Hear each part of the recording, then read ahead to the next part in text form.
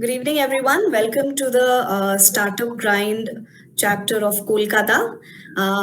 Many thanks and a very warm welcome to Minu ma'am and Priyam for joining us and for honoring us with their graceful presence. I have always been a fan of Cafe I Can Fly. I do know about all your other ventures, but then I have been a special fan of Cafe I Can Fly. It's a wonderful concept and an amazing place to be. So, people of Kolkata, if you have not visited there, please visit, and it's a lovely place. You won't want to leave that place. Meenu ma'am and Priyam both are a part of Pattern Group of India, which is one of the largest conglomerates here in Kolkata. But today we are here to talk about their social enterprises, that is Caring Minds, which is a mental health institute, Cafe I Can Fly, which is run by special needs employees, and I Can Fly, which is again a educational institute for people with special needs. So welcome once again. So we are not going to waste any time because we really want to hear both of you and learn so much from you. So if you're ready, I'm going to start, and we'll start our fireside chat. Yes, absolutely. Thank you so much, Suchi, and thank you, Startup Grind, for having us this evening. We're very happy to know that you've been to our cafe, and it has a special place in your heart, just like it does in our heart.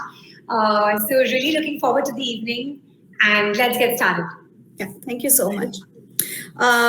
So before anything else, I just want to know that you wonderful mother-daughter duo. You're such a dynamic duo, and that's why I had to name this event as Dynamic Mother-Daughter Duo. You're an inspiration probably for any mother-daughter who wants to break the glass ceiling. So you have so many, different roles. So if you both can, give us some words of, advice as to how you manage, so many different kind of roles, and how does it feel to be a dynamic mother-daughter duo? Over to you, any one of you. Yeah, so I am a psychotherapist and counselor by profession, and I'm a founder of Minds I Can Fly and Cafe I Can Fly. So you say, how do we manage and how do we like both this thing? So me and Priya have very important and different roles to play.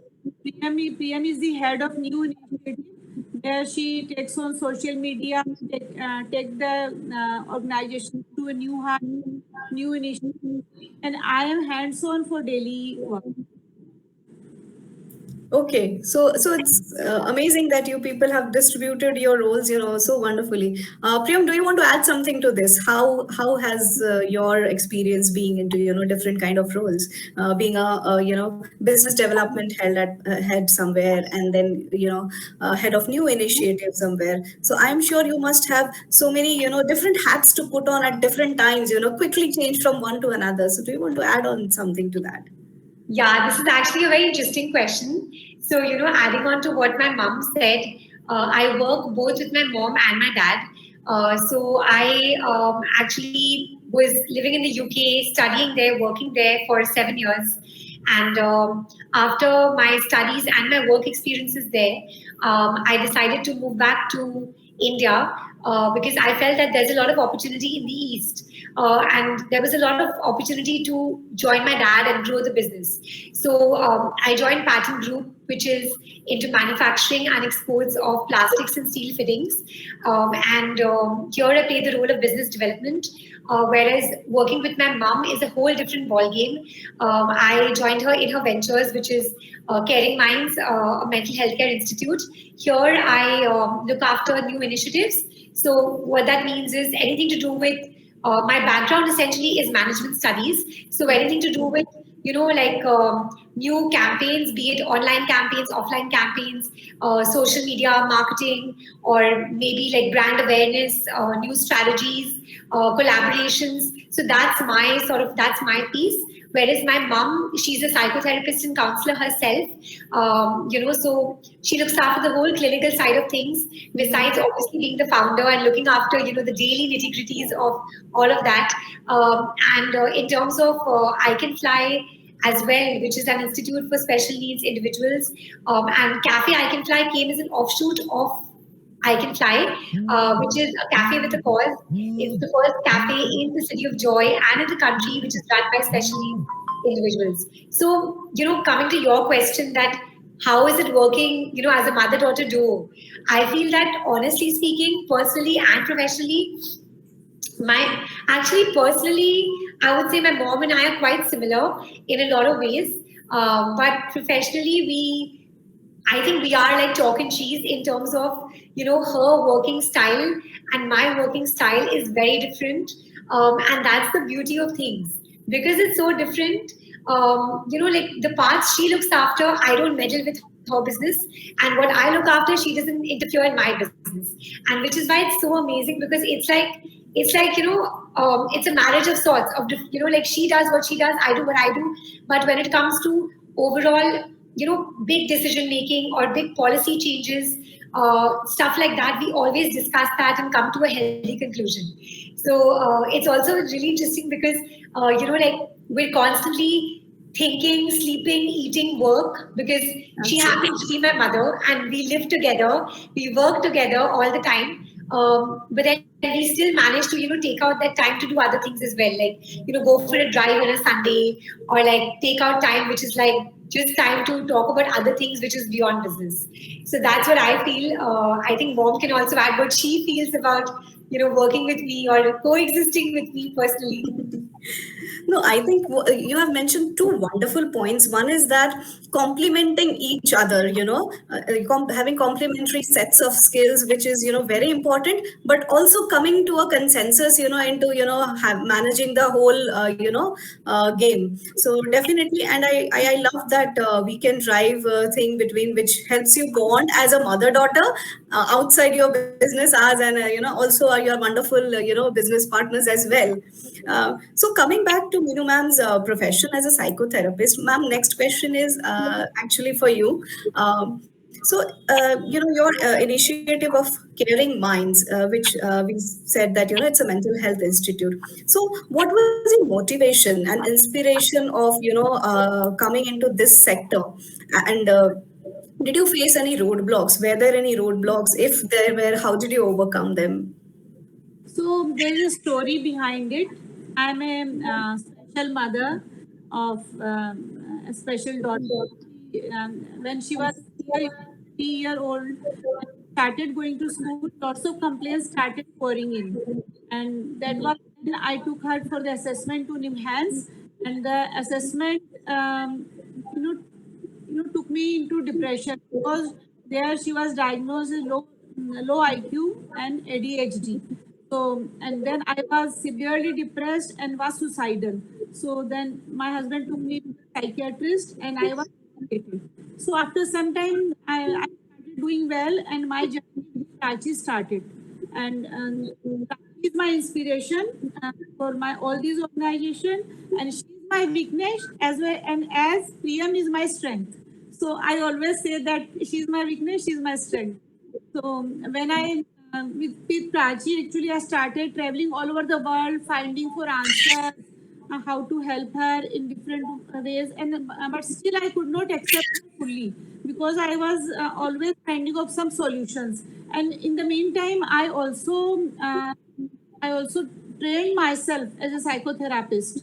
And at the same time, one day it was like that I accepted Prachi as an individual who she is, a special child.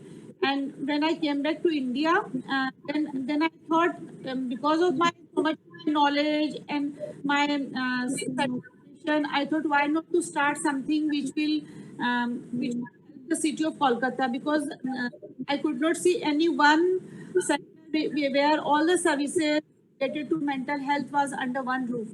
Then my journey started with Caring Minds. So you are asking what were the roadblocks? So roadblocks, yes, in our country, log kya kahenge, loge ki bolbe. There are so many. This still when my daughter was born, there was lots of stigma. We have come a long way, but still we have to go long way again. So when there was so much of stigma when I started Caring Minds and I started the interiors. The local people, they came and they said they were really devastated to hear that, not hear, devastated to feel that the people will be coming here for treatment. So they just got the stay order and we stopped our. I was devastated because I hired my staff. Everything was done. So that was a big setback. Then nothing doing. And I knew law and this application will take long. And my journey was, my mission was to come to set up Caring Minds. So then I started Caring Minds from a small room from my house with a small set of employees, started working. And now where is Caring Minds? Then after some time, me and my family, we took another place and moved Caring Minds from our house to that place. So this is how my journey started from Caring Minds.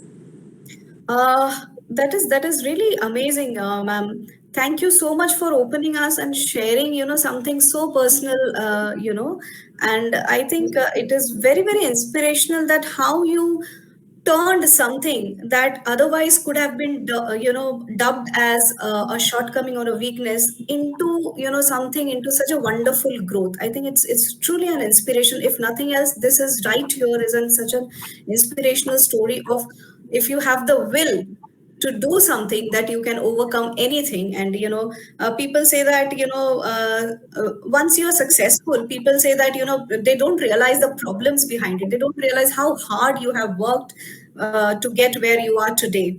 So this is definitely an inspiration, and thank you once again for sharing it with us, that how you overcame so many roadblocks, and you are where you wanted to be. And as you rightly said, probably there is still a long way to go, because yes, I see that there is a lot of stigma, there are a lot of people who need help, who want that help, but sadly are unable to do that.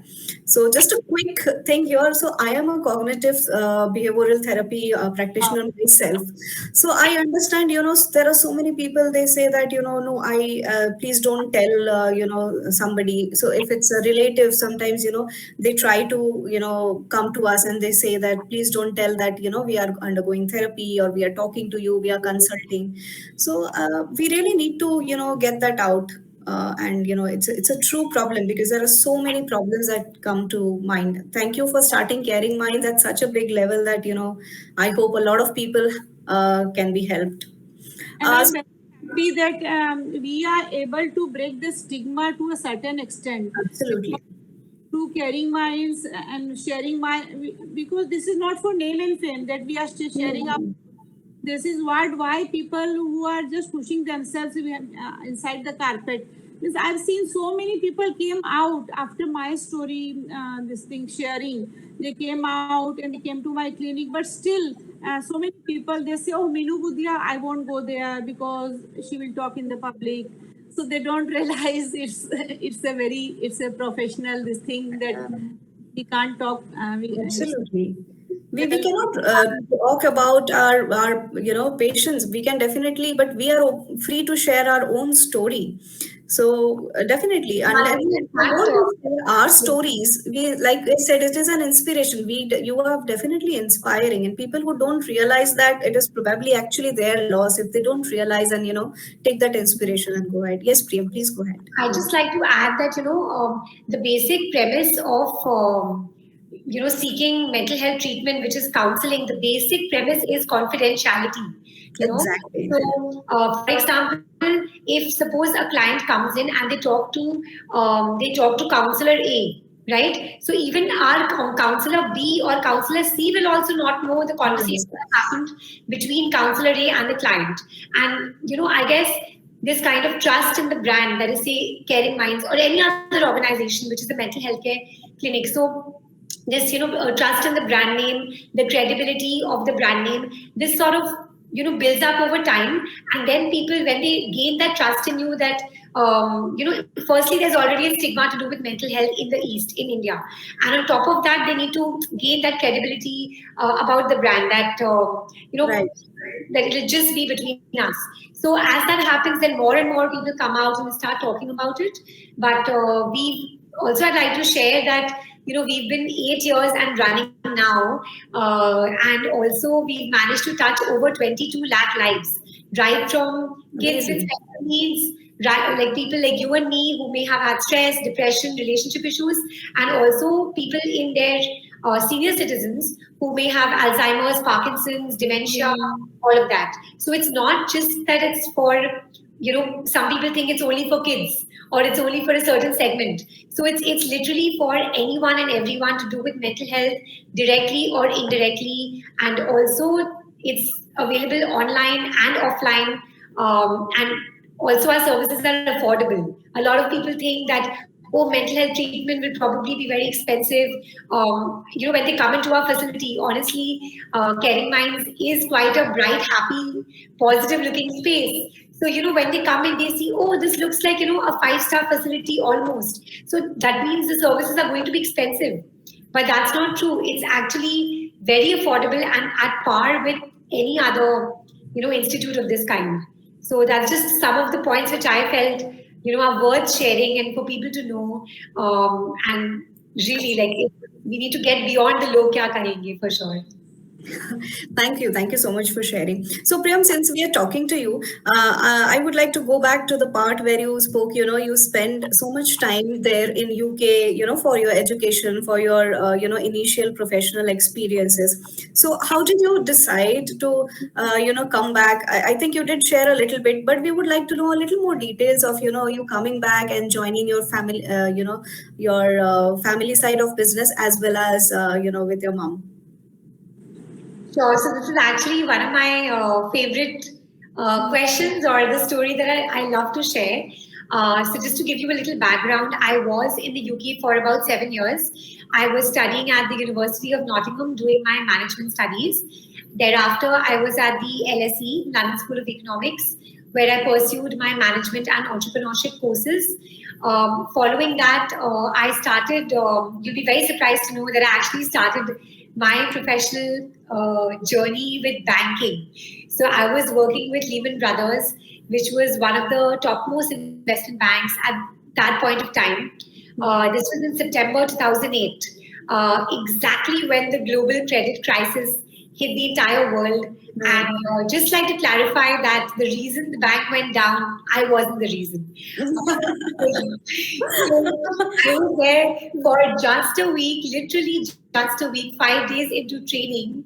And, we go into work the next day on the 15th of September, and the HR comes in and tells us that, guys, you can go get your lunch at the cafeteria and then you're done for the day. You can go home. And this was a Monday. We had 6th day of my job. So I didn't know whether I had a job or not after that. Anyway, so, it just took me that one day to feel a complete mixed bag of emotions, from like shock to surprise to I was sad, I was annoyed, why me? Right. Why me? I was this young girl out of college who had gone back home for the summer, very excited to, start my first ever job in an investment bank, and that too in a fast-paced city like London. And then 1 week into your job, this happens to you. So, I was just really perplexed and quite shaken, to be honest. But that's it. It was just that one day. The very next day, I told myself that, am I going to be, sad, depressed? Am I going to brood about what's happened? Or does life move on? So I immediately zapped myself into reality and decided that the only way to survive in this competitive world, and if I really there were two paths for me. Either I could have gone back into a comfort zone, gone back home, joined my mom, joined my dad immediately, or I could have stuck it out and proved to myself and the world that it's a competitive world. It is the global credit crisis, almost impossible to get a job at that point of time. But I think there was something within me where I was just consumed and obsessed and possessed that I have to, prove myself and get a job again. So I was jobless for about 5 months. I did lots of, funny part-time jobs like selling softy ice cream on the streets of London, being a cashier at the Sainsbury's How there. many of those softies did you have yourself? I didn't cheat too much, just a few. But like when I used to go to London with my family for a holiday, I used to always dream that I wish I could be that man selling softie on the streets of Yeah. London. So that's why I did that job just for like 2 days, but it was such a thrill to do it. So that was one. And then the other thing is, like distributing newspapers on the streets of London. Any odd job I could do just to make some money to be able to survive and pay my rent off, while I didn't have a job. So I remained jobless like this, like a girl just living alone, trying to find a job for 5 months. And went for some 200 interviews, honestly, without any exaggeration. Applying to investment banks, management consultancies, even applying to, like departmental stores, just any job. Finally, after 5 months of this torture, of this toil, but a great learning experience, I actually landed a job with Barclays Capital, which was another great investment bank. And then there was no looking back because I joined Barclays. I was there for 2 years. It was an amazing experience. And, after the 2 years, I decided that it was a great experience, but banking was not me. I was not made for this black and white world of banking. I was somebody who was more creative, more entrepreneurial, and I just thought that India is a great place to be. And honestly, my parents also would be super happy to have me back. So it was a mix of both. It was my dad did a great sales pitch to have me back in India. Oh, if you come back to India, then you can be the head of business development and you can grow the business. So hats off to him. He also sold it really well. And I also felt that it's a great time to come back to India. And similar, my mom had all these ideas about starting up, these beautiful ventures which she's doing. And, I felt that it would be great to, come back and support her as well. So this is why I moved back to India back in 2011. It's been 10 years now that I'm back. Now when I look back, honestly, earlier maybe I would say for 2 years I was quite miserable because it was a transition Right. in terms of a completely different working culture. Work ethics were different, and also especially in the family business in Pattern, everyone was double my age. Everyone was double my age, and for people to for them to take me seriously, and I can't just be a boss's daughter and expect people to take me seriously. It doesn't work like that. I have to really earn my respect and prove that I'm here not just as the boss's daughter, but also, sort of to add value. So, that takes a while. So yeah, it took a while, and then finally now I head the plastics vertical in the family business, and I've also started some other verticals like the sustainability and the innovation verticals. And besides that, I work with my mom, joined her in both Caring Minds and Cafe I Can Fly. So it's been a great experience, honestly. Like right from my UK days up to India, and it's also fun because working with dad is very different from working with mom. The team with Caring Minds and Cafe I Can Fly is pretty much my age. So I sort of get my creative burst here, and working with dad is like hardcore business, So there it's like, very like, it's we talk to the point, it's business, it's meetings, it's serious stuff, it's black and white. And working with mom is like, be as creative as you can be. So you're enjoying both the worlds, right? So we can say you're having the best of both worlds, and it's a very I don't know, it's a privilege to be working with both your mom, with your dad, and having so many array of experiences. And I'm sure they both have their own experiences and teachings to share with you. So yeah, it's been very lucky, right? So yeah, I feel I'm blessed for sure. Absolutely. I also to add my grandfather as well, because he's the one who started Pattern. My dad is the second gen who took it to the next level, and I'm the next gen. So in fact, I think it's really hard to match up to my father's shoes or my grandfather's shoes, but I'm trying to do my bit with whatever I can, and it's very interesting. It's a learning experience on a daily basis, to be honest. So yeah, I think the story you shared about living it out there, and in fact fighting it out there in UK. That is another inspiring stories. I think I have heard so far. Whatever I have heard, I want to talk to both of you for hours, and probably I am sure that we will have so many lovely stories and so much of inspiration that is coming out. So as you said, it was of course coming back to a cushion, coming back into a bubble would have been the most convenient way, but you decided not to do that, but rather prove it to.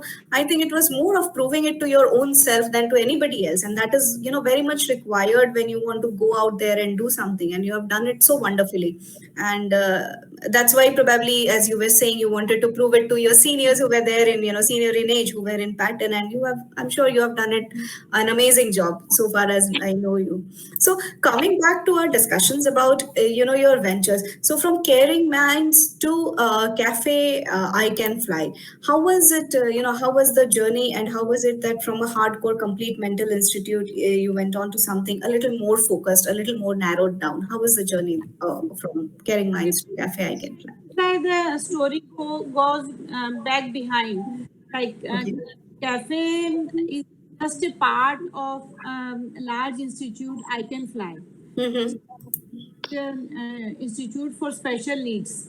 So when I was running Caring Minds, I used to meet so many parents who were always anxious, worried that what will their children do when they grow up. Like in India, where after finishing their school, like in all the schools after 16 or 17, you really have to got to do nothing. You need to sit at home.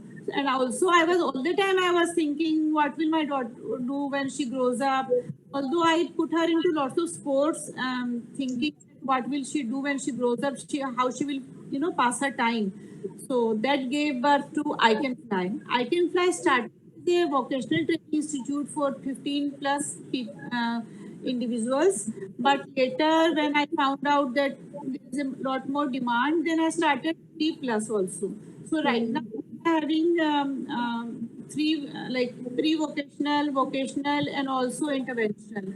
So there are 3 parts, and we take all the age of children, right from 3 to our oldest student is now 42-year-old. Lovely. Yeah. So we in I Can Fly we started like from bakery. So as a bakery, we got very good popularity, and we started taking part in lots of exhibitions.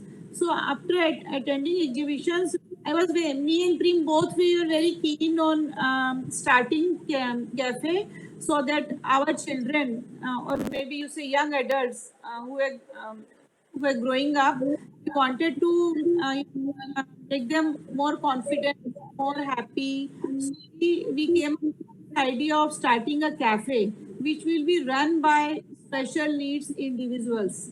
So it is a cafe with a cause. It's not a it's not a normal. Right. You go there, you will find. It is not our regular, like our special needs children. They don't cook. They don't go to the hot zone. They are not allowed. But they do all the cafe service, like taking the orders, serving, and then talking to the customer and suggesting them items. So they do all these kind of things. So I think now PM can take it forward. Yeah, I think, to add to what you said, I Can Fly, in fact, we just had I Can Fly's birthday a couple of days back, and we just completed 6 years. So thank you. So I Can Fly does a whole lot of activities with the special needs individuals. It's actually correct to say individuals and not kids, because as Mom said, the youngest is 3 and the oldest we have right now is 42, and there is no upper age limit.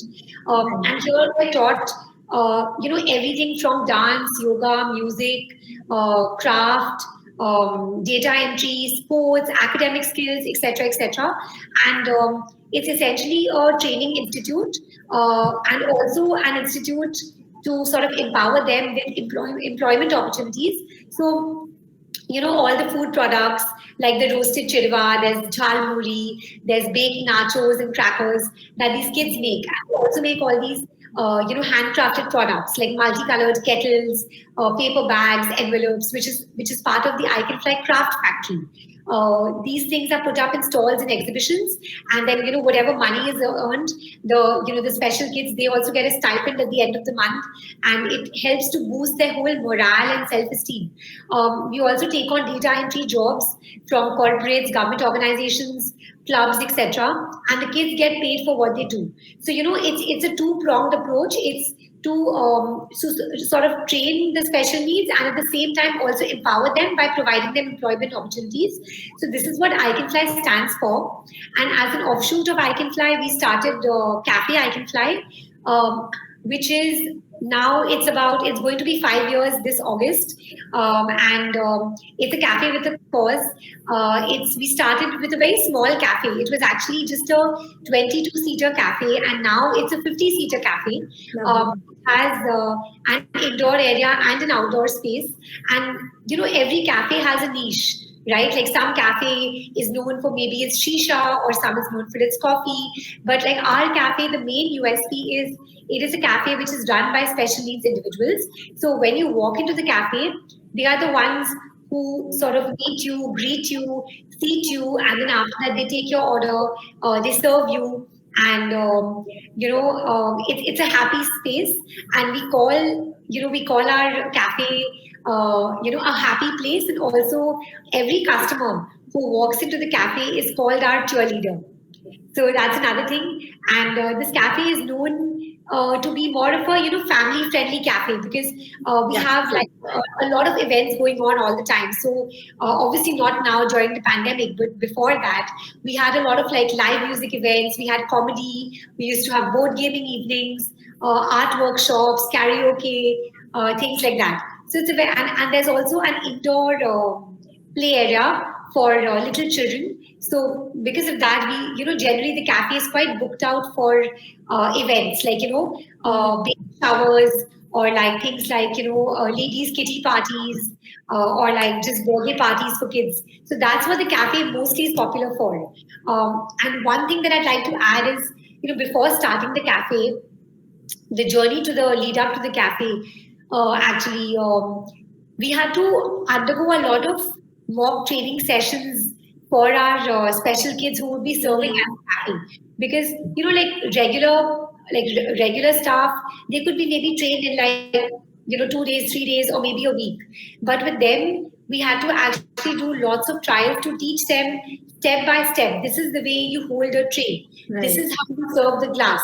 This is how you put the straw, right? And these trainings went on for like months, literally. And then, we made a lot of people are guinea pigs, happily, like from our, close family, close friends, and our staff. They would serve as the guinea pigs, sampling all the food, sampling, all the trials that the special kids did. So it was a long and beautiful journey to opening the cafe.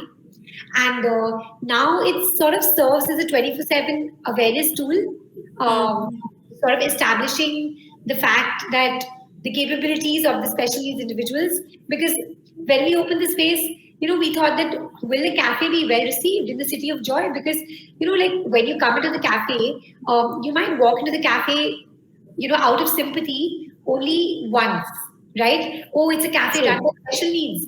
So sweet, let's go. One time.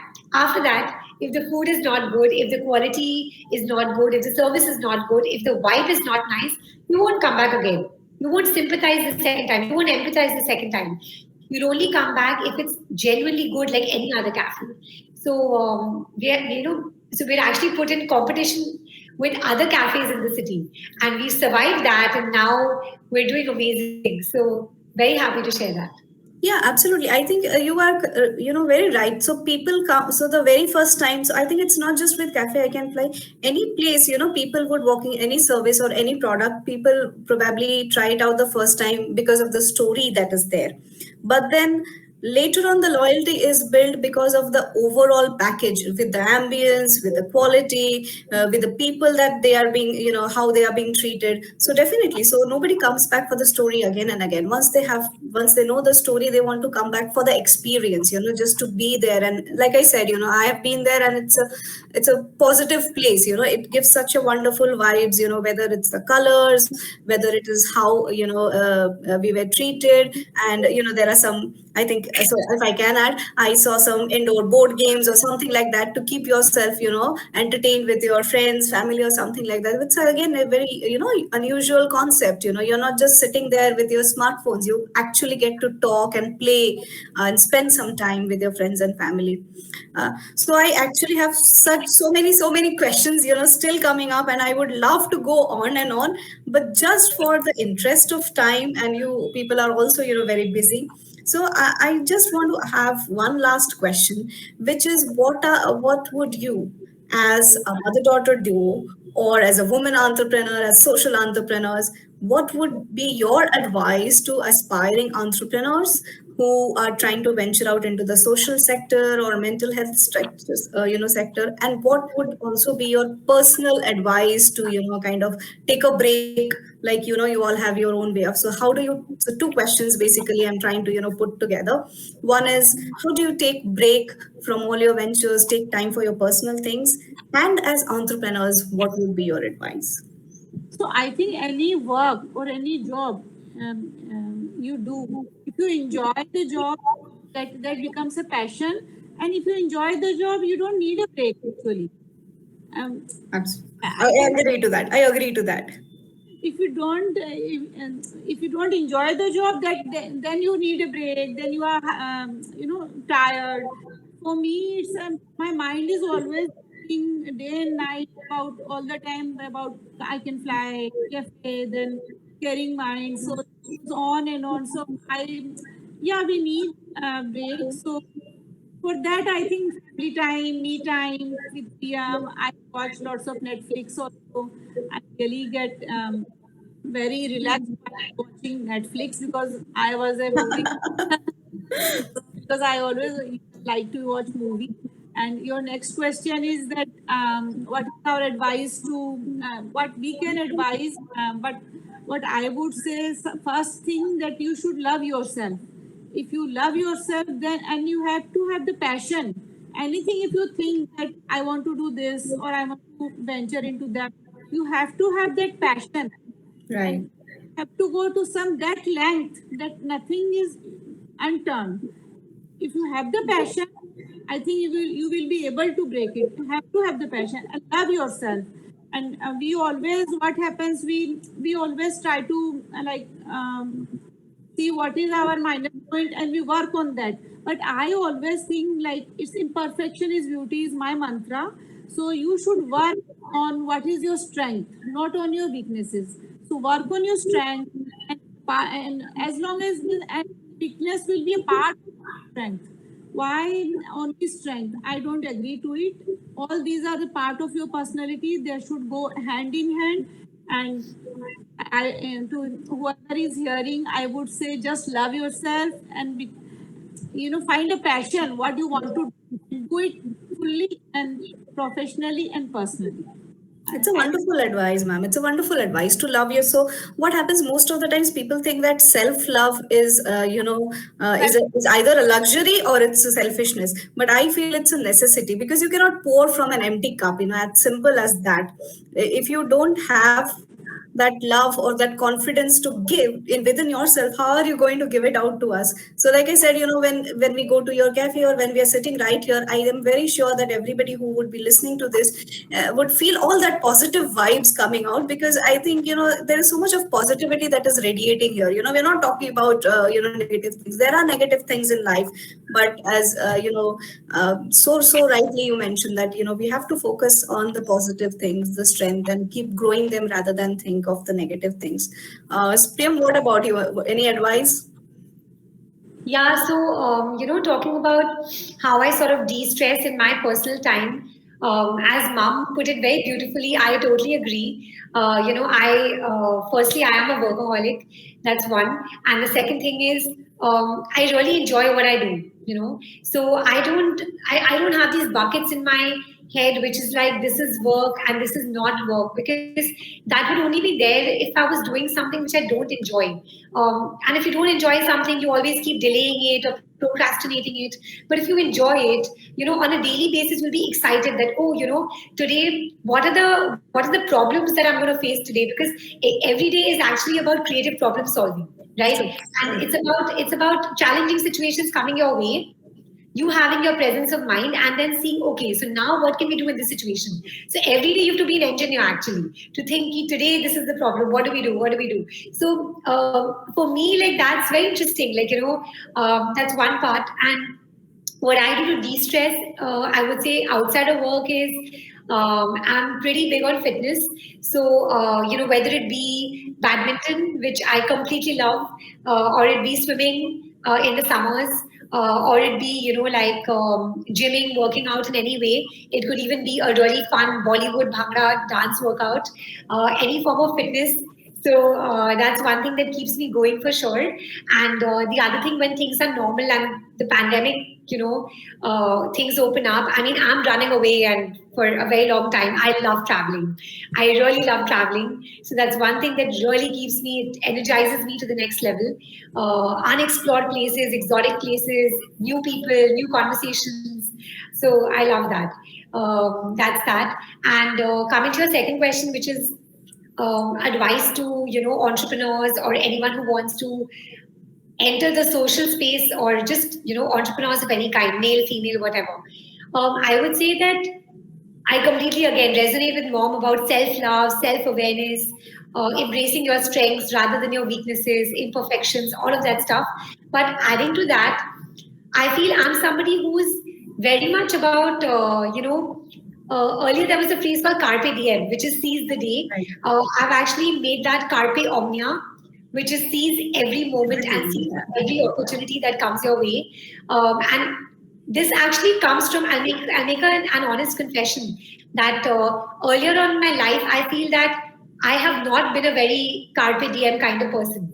I feel that there are many opportunities which came my way which I did not grab, and which is why in the last 5 years of my life I've become all about carpe omnia now. So I actually genuinely seize every opportunity in my personal life, my professional life, because I feel that the moment is now, and this moment is never coming back. So there's just no point wasting that moment being sad, or brooding, or like being angry. What's the point? So make the most of that moment. So that's one. And an advice to entrepreneurs is that when you genuinely have an idea, do think about, firstly, passion is of course important. If you want to be an entrepreneur, be ready for beyond the 9 to 5. An entrepreneur does not have the mindset of a 9 to 5 at all. Absolutely. And also just having an idea is not enough. Yeah. You have to have the resources for it. And resources doesn't just mean money. It actually also means a lot of other things, like the support, the infrastructure. Do you have the network to scale it up? Do you have the correct mentors, who can help you, guide you through the process? Have you really done your research? Because making a business plan one time is not enough. You need to change it. You need to be adaptable as per the needs of the market. And are you solving a real world problem? Is it really commercially feasible? So these are some other valuable tips that I would say. And empowered women empower women. So, I feel that we should all encourage our fellow women entrepreneurs to step up, and take up senior positions in organizations if you are a professional. And also, if you are an entrepreneur, then it'll be lovely to see more and more women founders and co-founders come forth. And that's my 2 cents on how to be a happy and successful entrepreneur. Yeah, I think all those points that you mentioned were really pertinent and to the point. Absolutely, we need to have a bigger vision than in the moment kind of thing. Oh, it's a wonderful idea. Let's start this. We cannot really jump into that. We need a proper plan. We need to think how it's going to work. And it was very, very practical advice, I would say. And when you talk about women entrepreneurs, yes, ma'am.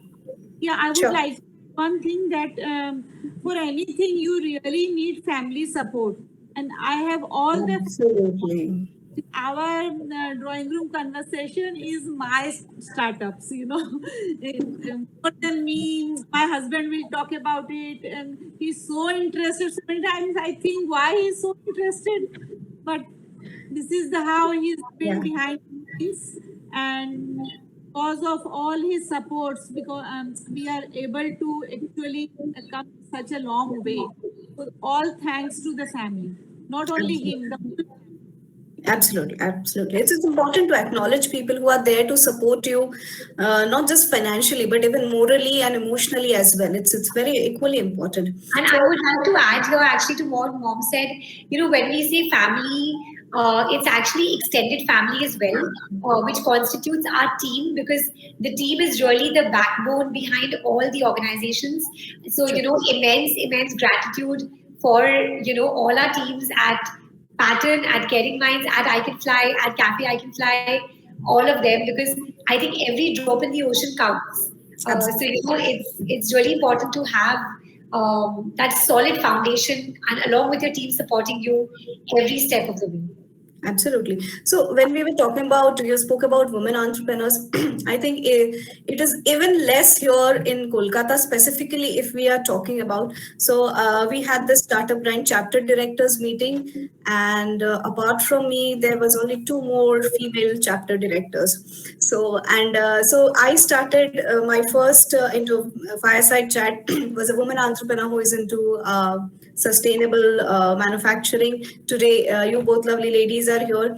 So, to be very honest, I'm being a little biased, and I am trying to invite more and more women entrepreneurs and women speakers on this platform. So it's very easy to get hold of someone who is, very successful, someone who has spoken to so many platforms, come here and, be a guru. But that's not, to be very honest, my envision is what I want is people who have actually faced so many real life challenges. They have seen how things work, and especially women who can come and encourage other women to grow and become a part of it. So I am kind of by design trying to focus more, having more and more women here with me rather than so I'm trying my best to get more women here. So yeah, so thank you so much for your time. Would you like to add something else, or shall we call it a day today? No, I think I would just like to end that saying that just have faith in yourself, and if you do have an idea, do your research well, and you know like don't live a life where you have regrets that you really want to do something and 10 years down the line you think that, oh, I had that idea and then I didn't do this. So it's not worth having regrets. So do the research well and then jump into it. But when you feel ready enough, jump into it, but don't like overthink and overanalyze and then just not do it. When you feel ready, just do it. The time is now. True, absolutely perfect. I think it's a yeah. Also, you should learn the skills like when I wanted to with Prachi, when I was with her for all the therapies, I trained myself. You see, I could have become only a promoter and opened a mental health clinic, but I myself became a psychotherapist so that I know the nitty gritty. So Absolutely. to be a skilled also to run anything or to start anything. I think that is the true entrepreneurial, I would say, because if you want to be an entrepreneur, you have to know what is it that you're getting it. You have to know it inside out. You cannot just, hire people and, be done with it. You have to know what it is that you want and how you want to go about it. So that is a perfect example. So both of you have given such wonderful, closing advices. It's really nice to have you. I hope we can connect, probably more, have more people among us, and continue this lovely, relationship and conversation for a longer time. Thank you. And everyone who's watching us today, whenever you find yourself in the city of joy, Calcutta, do visit our cafe. We are open. We're closed on Mondays, but we're open Tuesday to Sunday. We're also, online, so one can order on Zomato, Swiggy, and there's also free home delivery, and they can do self pickup, takeaway as well. But the real experience is to come into the cafe, see the special needs cafe crew, and try some of the yummy fare we have for you. So please come by to the cafe whenever you are in the city of joy. I'd like to add that in this pandemic, we have started a free helpline service for caring minds, like counseling service. Anywhere in India, people can call and have a counseling session free of charge. And that also anytime, like 45 minutes to 1 hour, all our skilled counselors are there to listen to you. So this is also a great service we have started, and we really got a good response and good appreciation. Absolutely. True. Thank you so much. If in terms of our toll-free, the Pan India toll-free number, if they can just, whoever's watching can just log on to, we have an active presence on our social media, on Facebook, Instagram, LinkedIn, and Twitter. So, you can like, subscribe. We also have our own YouTube channels. So you can find the number of the toll-free number on our social media or also our website, which is Caring Minds or I Can Fly. Absolutely. So Thank you. I don't know, means nobody will know your who are you, to whom you are speaking. Not known, so the secrecy will be there. Absolutely. So thank you so much, and I hope we can again connect soon. So thank you everyone for being here. Thank you. Okay, bye.